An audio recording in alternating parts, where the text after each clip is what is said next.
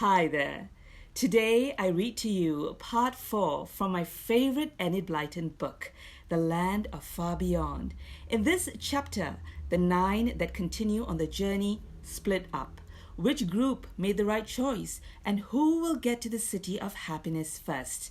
Make sure you have watched the earlier chapters before continuing. This is my space of make-believe.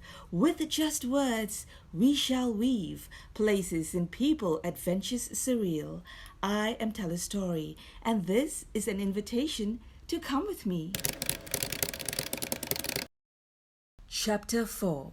A night in Kindly's cottage. Mr. Scornful has a bad time. Mrs. Delly and Mr. Doubt. A tall man opened the door. He was a peasant and had a ruddy, friendly face. He seemed surprised to see such a company. "Old fella, can you give us a shelter for the night?" asked Mr. Scornful, pushing his way forward. "A barn will do for the children. We want food too." "I can give you bread and milk," said the peasant, "and a little cheese between you. There is room in the kitchen for the children, and you grown-ups must do with the barn." "I can pay well," said Mr. Scornful, going into the cottage and looking around. "I want something better than bread, milk, and cheese. And as far as sleeping on a barn floor, that's a thing I'd never do. All very well for poor folk, but I'm the rich Mr. Scornful. I must have the best." "My name is Kindly," said the old peasant, his bright blue eyes shining in the evening light. "I have nothing to offer you but simple food, and I say again that these tired children must have my kitchen. The barn must do for you others." "I'm quite willing," said Miss Simple. "I don't mind anything, so as long as I'm happy. I'll help you to get the meal, Mr. Kindly." But Mr. Scornful was hungry, and he looked sneeringly at the brown loaf, creamy milk, and yellow cheese, which was all that Kindly had to offer. He went outside and looked at the barn. He came back to the cottage and called to the peasant, who was getting some bedding from the loft to put down in the kitchen for the tired children. "Hey, isn't there anywhere else near here where we can get better food and comfortable shelter?" "Well, Mr. Wealthy lives in that big house on the hillside there," said Kindly. "He has plenty of rich food and silk sheets on all his beds. Pink sheets for the pink room, blue for the blue room. But he's rather mean, so he might not welcome you, and you'd have to be careful not to go near his watchdogs." "Well, I'm going there," said Mr. Scornful at once. "I may know him. I'm pretty rich myself. Sarah Simple, you'd better come with me, and you too, Dick and Gracie. The children will be all right here." But the others were too tired to move. The children sat eating the bread and milk and looked longingly at the bedding that the peasant was spreading on the floor for them. Mr. Scornful smiled his jeering smile and stepped out of the door. "Well, I'm off to a good meal and a comfortable bed," he said. "See you in the morning. Goodbye." The children curled themselves up on the bedding spread on the floor, and in a moment or two were sound asleep. Kindly took the 3 grown-ups to his barn and showed them where they could lie in the soft hay. It smelled sweet and good. The old peasant lay down with them, for he had given the 5 children all his bedding.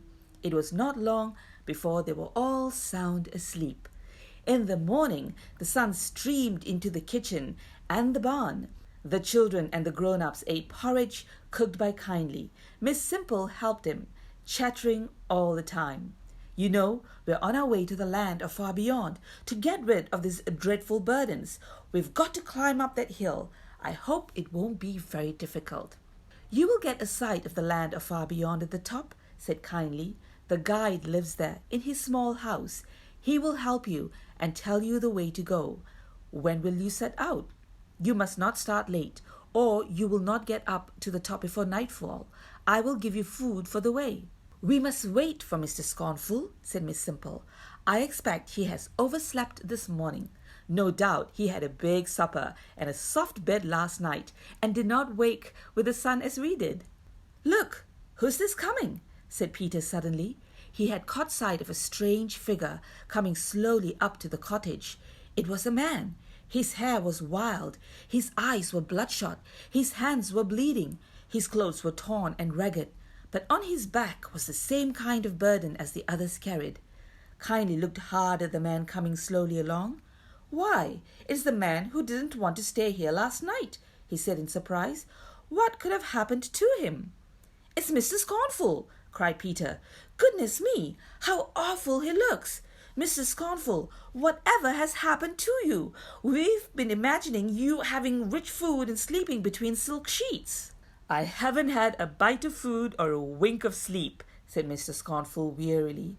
"First of all, I lost my way. Then I fell into a tangle of thorns. At last I came to Mr. Wealthy's house, and because I looked dirty, and my clothes were torn by the thorns, and because I carried this load on my back, his servants would not let me in." "Well, what did you do then?" asked Anna. "I shouted at the top of my voice," said Scornful.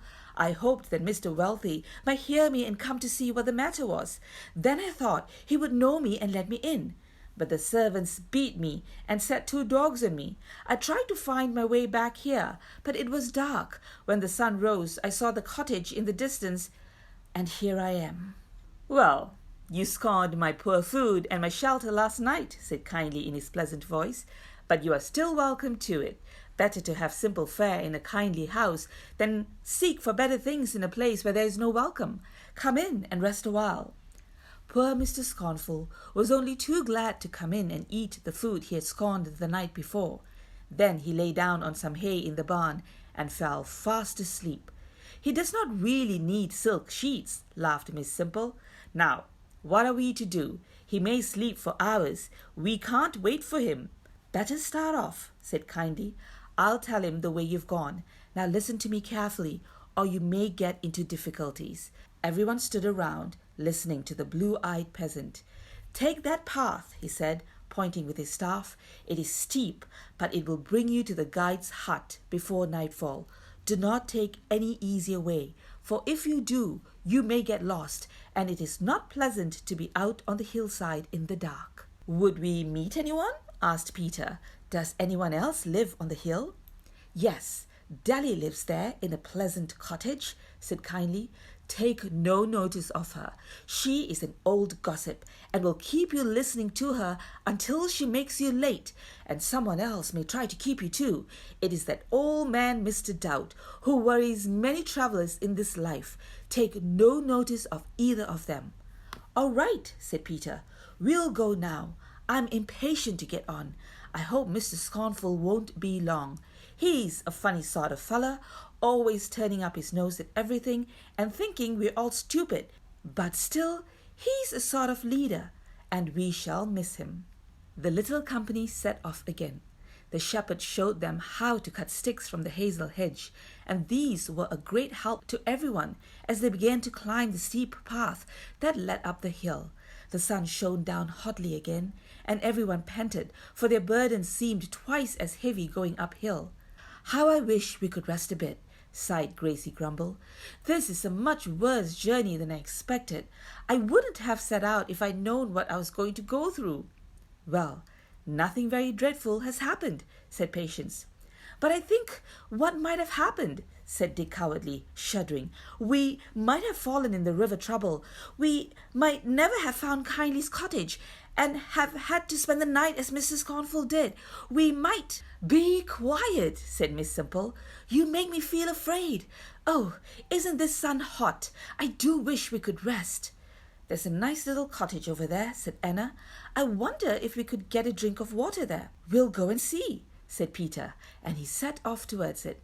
An old dame with a rather silly little face opened her door to him. "Of course you can come have a drink," she said. "I'll get a jug of water for you, ice cold from the spring.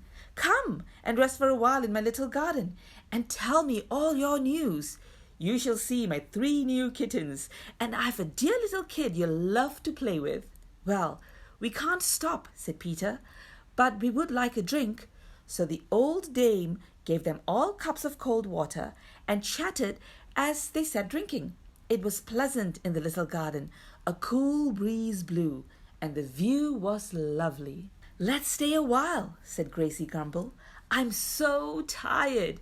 "We mustn't be too long," said Patience, stretching herself out on the grass. "Oh, stay as long as you like," said the old woman, and she began to tell them all sorts of things and to beg them to tell her their news. Miss Simple poured out the tale of their adventures. Anna fell asleep. Dick cowardly wandered round the garden picking raspberries. It was all very pleasant. "I really think we'd better go," said Peter suddenly. "The sun is disappearing down the other side of the hill already. Goodbye, old woman. What is your name?" "Mrs. Dally," said the old dame. Peter stared in dismay. "We were warned against her," he said in a low voice to the others. "Hurry, she has taken up our time and made us laze away half the day. We'll never be at the guides before nightfall if we don't hurry." "Oh, let's stay and have a cup of tea," begged Gracie Grumble. "Mrs. Dally would love us to, I'm sure." But although Mrs. Dally begged them all to have tea with her, Peter would not hear of it. He hurried the children up the hill path, leaving the others to follow. "There's no sign of Mr. Scornful yet," he said, looking down the hill. "I hope he catches up soon. We have wasted plenty of time at Mrs. Dally's, so maybe he'll soon be with us." The path was very steep. Gracie Grumble panted and groaned, and when they came to where the way forked, the two paths went either side of the hill, one much easier than the other. Gracie wanted to go the less steep way. "Well, do what you please," said Dick cowardly. "I'll go with you if you like." So the two parted company with the others and planned to meet them at the cottage of the guide at the top of the hill. The other 6 toiled on up the hill. It was terribly steep. Stones rolled down beneath their feet. Anna slipped and fell and had to be hauled up again by Peter. Her knees were bleeding. Then Patience got her hands scratched by a bush and began to cry. "I don't like this hill," she wept. "I want to go back home."